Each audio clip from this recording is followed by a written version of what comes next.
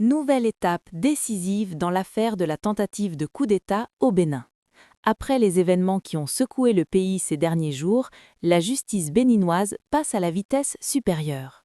Une trentaine de présumés mutins impliqués dans la tentative de renversement du pouvoir ont été présentés devant la Criette. Une évolution majeure qui marque l'entrée officielle de cette affaire dans une phase judiciaire aux lourdes conséquences politiques et sécuritaires.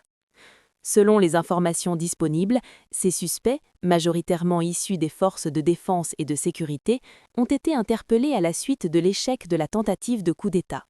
Ils sont accusés d'avoir participé, à divers niveaux, à un plan visant à déstabiliser les institutions de l'État et à renverser le pouvoir en place. Leur présentation devant la Criette constitue une étape clé dans le processus judiciaire engagé par les autorités.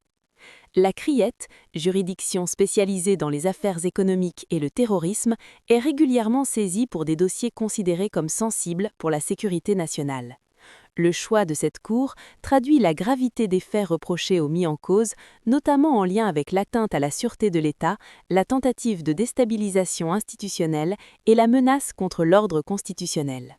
Lors de leur comparution, les présumés mutins devraient être entendus sur leur rôle respectif, les commanditaires présumés, ainsi que sur les moyens logistiques et financiers modélisés. L'enquête vise également à déterminer s'il existait des complicités internes ou externes, et si cette tentative s'inscrivait dans un réseau plus large de déstabilisation politique. Sur le plan politique, cette affaire intervient dans un climat déjà tendu au Bénin, à l'approche d'importantes échéances électorales. Pour les autorités, il s'agit de démontrer que l'État reste ferme face à toute tentative de remise en cause de l'ordre républicain. Pour l'opposition et une partie de l'opinion publique, la gestion de ce dossier devra impérativement respecter les principes de justice équitable et de transparence. Cette comparution collective relance également le débat sur la stabilité des institutions, le moral au sein des forces armées et les causes profondes de cette tentative de coup d'État. Certains analystes évoquent des frustrations internes, des rivalités politiques ou encore un contexte régional marqué par la multiplication des coups de force militaires en Afrique de l'Ouest.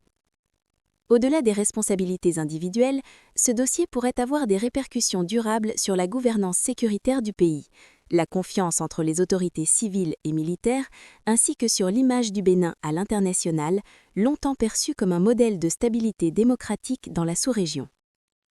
Et vous, quel est votre avis? Cette comparution devant la Criette est-elle suffisante pour tourner la page de cette crise? Pensez-vous que toute la vérité sera révélée dans cette affaire? Donnez votre opinion en commentaire.